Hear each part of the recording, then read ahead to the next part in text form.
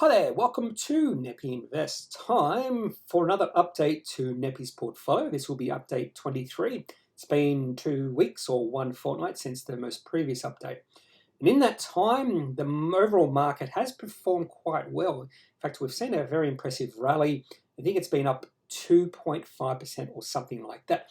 Unfortunately, Kneppy's portfolio has underperformed the market. And there are two main reasons why that is so. And those two reasons are email payments and Costa Group. Both companies released an announcement during the last fortnight, email payments in the previous week and Costa Group on the 27th of May. Email payments, I did a video on that. It's not a massive concern for me. I do believe the market has overreacted simply because the announcement in regards to CBI's or Central Bank of Ireland's concerns about some of their Irish operations were just increased the risk and uncertainty the market has around the viability of email payments in that area. And if email payments can work their way through this, right now current share price is around $3.50. That's pretty good value. So I've decided to do a little bit of trading in because a little bit more volatility in the share price going up and down. That volatility is starting to wane right now because it's been over a week since that announcement has been released. But I do believe if the share price gets above $3.50 and can stay above there, that would be a good buy level. Costa Group, on the other hand, had an AGM on the 27th of May, released some guidance, and that guidance really disappointed, underwhelmed, and it was an automatic sell in my opinion. And the main reason it was automatic sell was because the domestic operations really disappointed. And right now we're a lot of tailwinds, or there should be a lot of tailwinds behind the domestic operations of Costa Group. And if they can't perform with all these tailwinds, what happens when they get some headwinds, which will eventually happen in the next few years? Their international operations are the shining light, but I want their domestic operations to be performing quite well. So at this point in time, I do have to question the investment grade quality of Costa Group. Before I discuss the changes I've made to the makeup of Kneppy's portfolio, and there were quite a few changes, I just want to talk about the overall market and look at the XJO and its performance over the past fortnight and 6 months. So in the past 2 weeks, the XJO has increased from 7,014.2 to 7,179.5. That's a good rise of 2.4%. And during the past 6 months, we've been in this upward sloping channel, and every single time we get towards the bottom of the channel, you would see a little bit of bullishness and the markets rise. And every single time we get to the top of the channel, we do see a little bit of weakness in the markets. And right now, as I speak, on the 29th of May, we're right at the top of the channel or near the top, particularly because we had 2 very bullish days during the past week that put us from the middle of the channel to the top. So we wouldn't be surprised to see a little bit of weakness in the overall market. The last time we tried to get above the channel, about 3 weeks ago, we did have 3 big down days in a row. About 2 months ago in March, that's when we sort of tested the bottom of that channel. You can see that little period of time where we're right at the bottom of that channel, and then we saw a bit of a bull run just after that period of testing that bottom of the channel. So at this point in time, this just shows you, because we're in this channel moving upwards, there is a bit of short-term bullishness in the overall markets, and we can expect that this bull run will continue until we see some sort of trend change. So we'll have to see this channel being tested and then the market go below that channel. Until then, no reason to panic, no reason to think we're going to see a bit of a correction in the market. 2 disposals for the week. So I did cut loose Costa Group when they released their AGM and their guidance, and Sims Metal was based mostly off a bit of weakness in iron ore and steel prices. And I decided, because I'm already holding one iron ore company in Phoenix, I decided I didn't want to have too great an exposure in that area, so I decided to sell Sims Metal Management. A little bit more activity when it comes to acquisitions. I did make 4 acquisitions in a 3-day period: a CSL, OFX Group, Treasury Wine Estates, and Gascoigne. I think I might have talked about all 4 of these companies in a video I've done in the recent weeks, so I won't dwell on why I bought into these companies right now, but we'll have a look at the individual charts of each of these companies as we move forward in the next few slides. In any normal fortnight, I'd be very happy with the 1.8% return for Kneppy's portfolio. However, the XJO was up 2.4%. And the whole point of me doing this self-investing is to try and beat the market, because if you can't beat the market, you just put your money in the ETF and then you have all this extra time to do other exciting stuff. Now, this is just a small sample size. It's only one fortnight where I haven't beaten the market. Overall, since I started this portfolio back in August 2020, I have been in the market quite considerably, not quite double the market right now. My main goal now is to get the market value of this portfolio to just on $100,000 by the end of this financial year. So that's 1 month away. Current market value is $93,600. There's one main reason I want to do that, and that is in regards to portfolio tracking websites. And these websites seem to have a hard time when you continually adding cash. And when they compare the performance of your portfolio to a benchmark, they can't quite handle that you're adding cash. That's what it seems like anyway.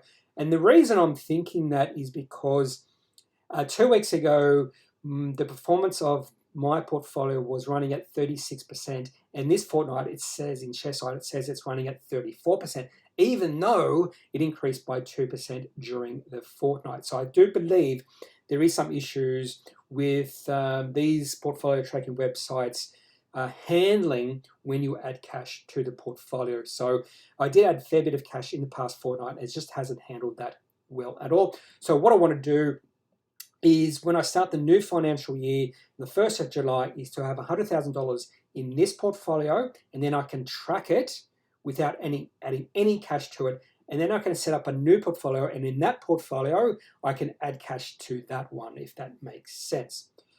The best performing companies for the week were CETTIRE, Next Science, and Northern Star. In fact, Northern Star was the 5th best performing company. The other 2 performing companies were TPC, Consolidated, and Dust Group, but I've talked about a lot about those 2 companies in previous videos, and I haven't discussed Northern Star since I acquired them about 2 months ago.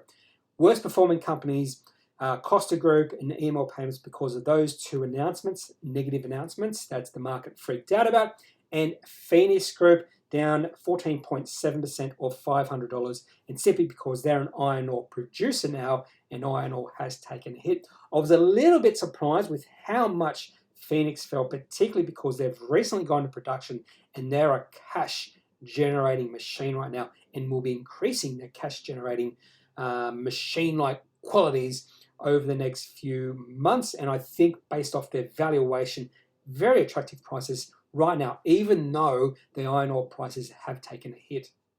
First acquisition for the fortnight was CSL. Now, for full disclosure purposes, I also own CSL in my buy and hold strategy or portfolio. For those who don't know, I do have 2 portfolios.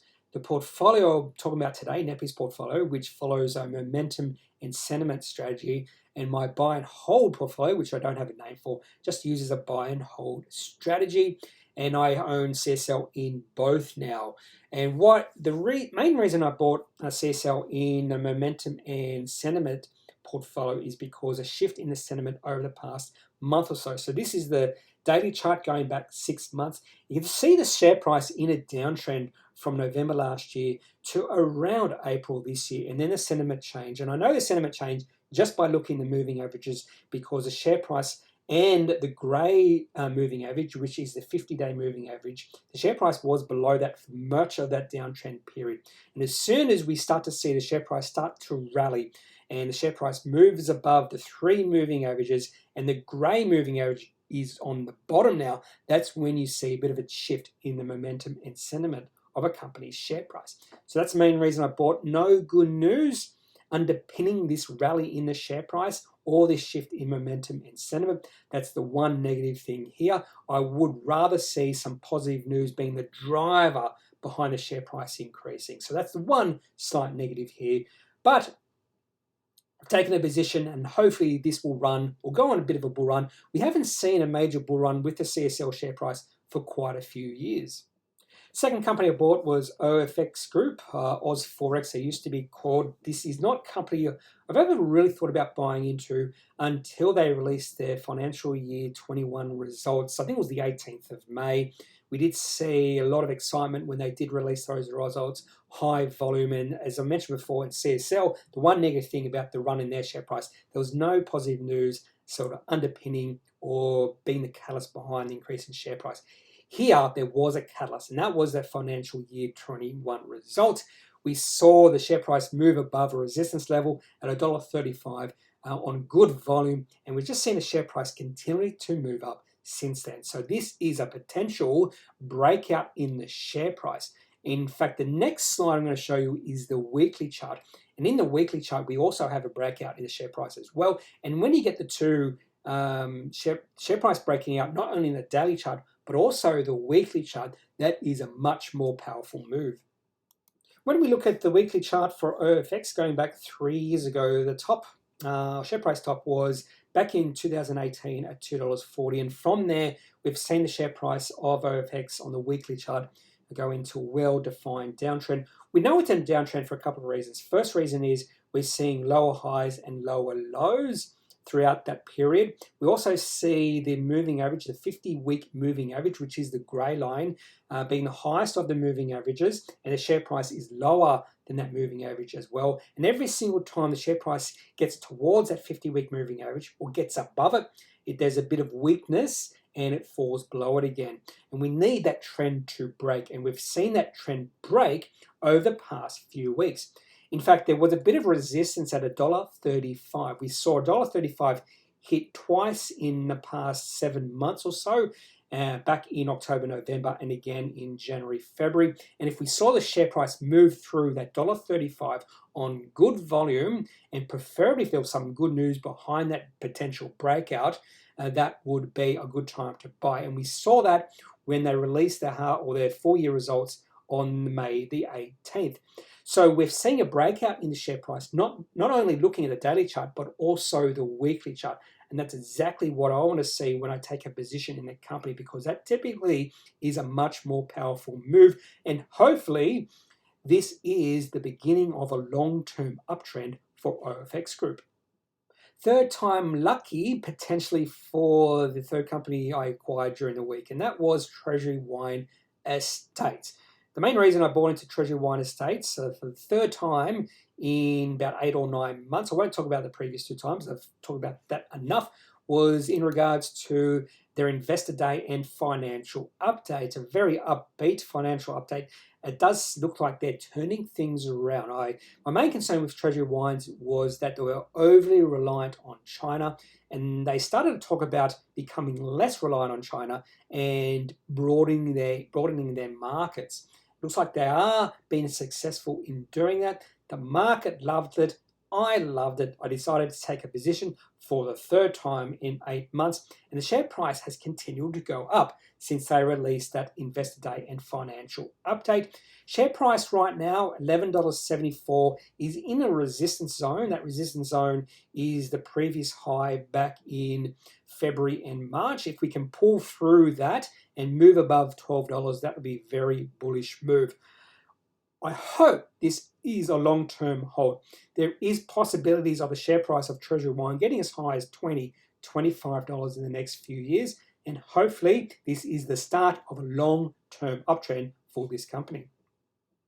Why do I think $20, $25 is a possibility in the long term for Treasury Wine? Well, they've been there in the past. If you go back to 2018, their top was about $20. A little bit of weakness in the share price since then. And just like OFX Group, we have seen a bit of a shift in sentiment when you look at the weekly chart as well. So this is another reason I've decided to take a position in Treasury Wine, because I'm getting a signal in the daily charts, and I'm getting a signal also in the weekly charts.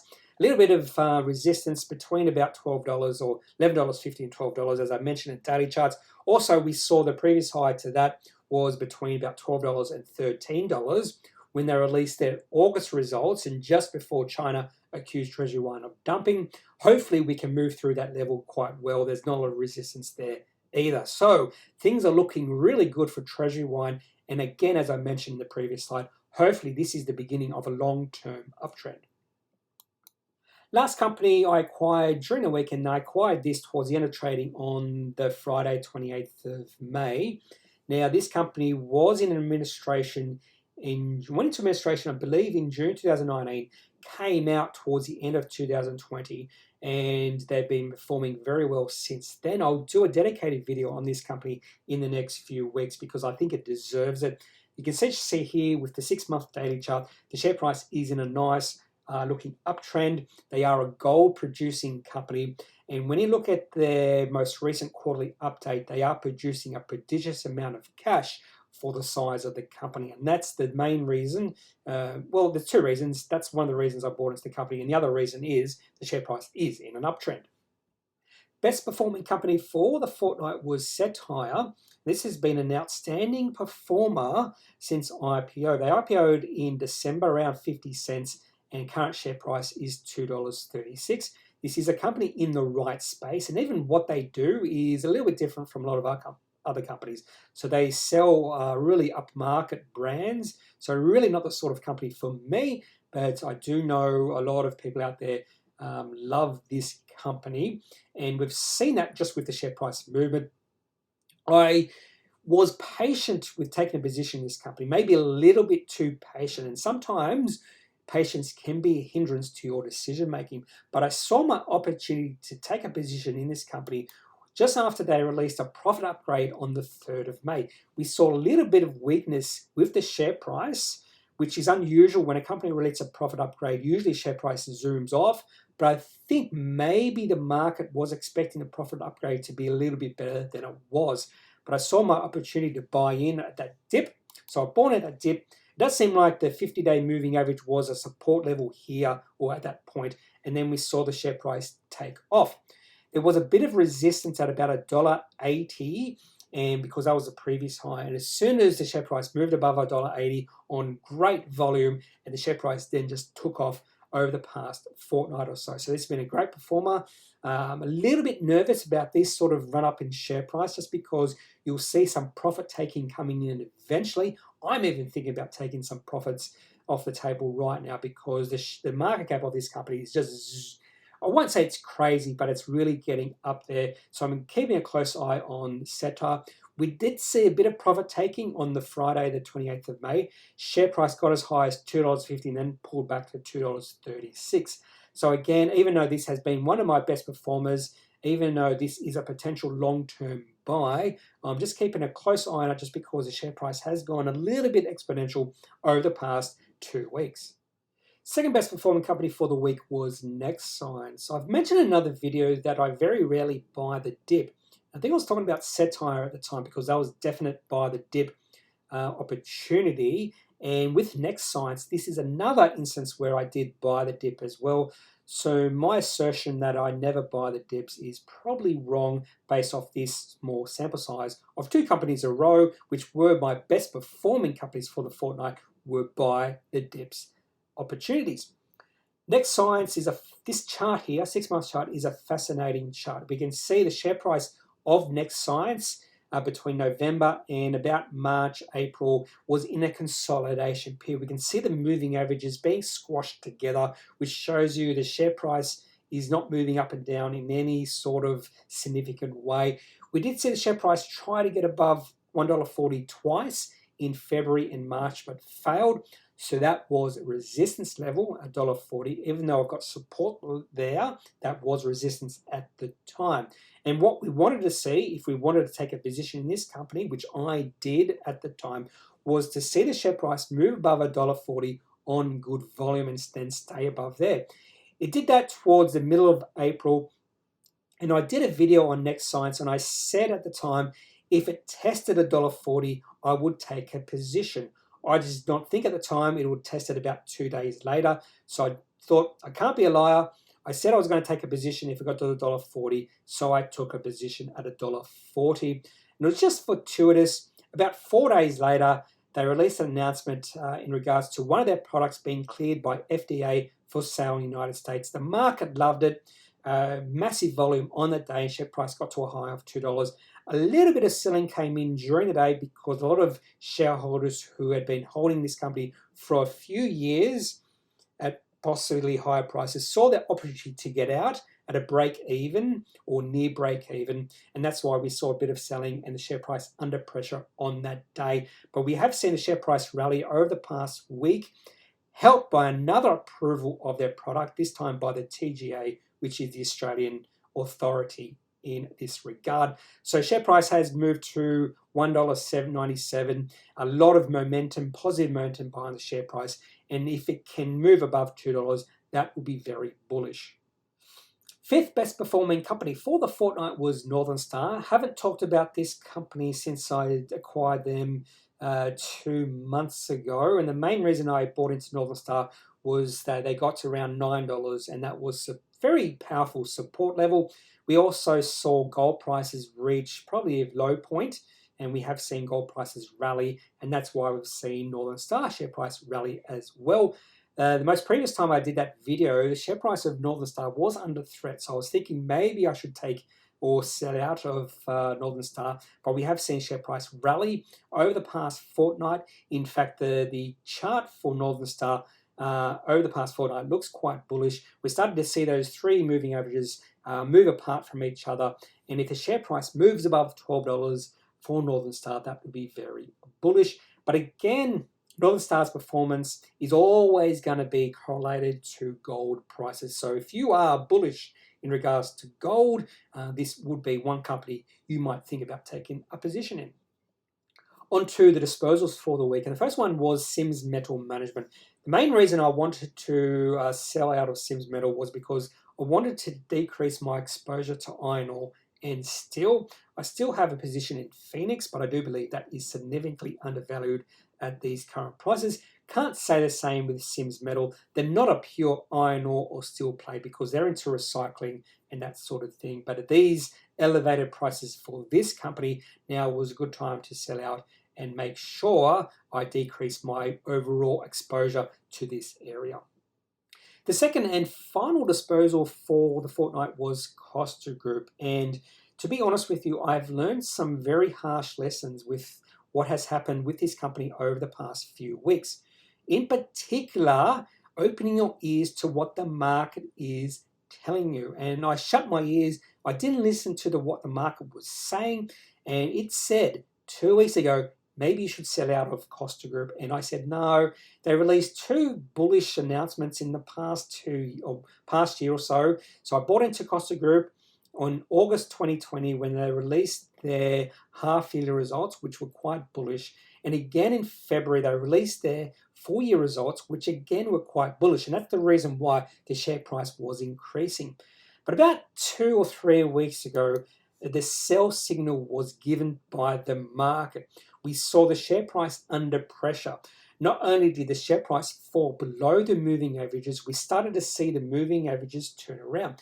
You can see before the sell signal, the grey moving average, which is the 50-day moving average, was the lowest of all three moving averages. And that shifted about 3 weeks ago or 2 weeks ago. And that was a sell signal. In fact, after that, we saw the share price of Costa Group below three moving averages. And we saw the grey 50-day moving average being the top moving average. And that is telling you that the Costa Group share price is developing into a downtrend. And that was a sell signal. The market was saying there's something wrong here. And then what happened? On the 27th of May, Costa Group had their AGM and released some guidance, and the share price fell 25%. It was disappointing guidance in regards to domestic operations.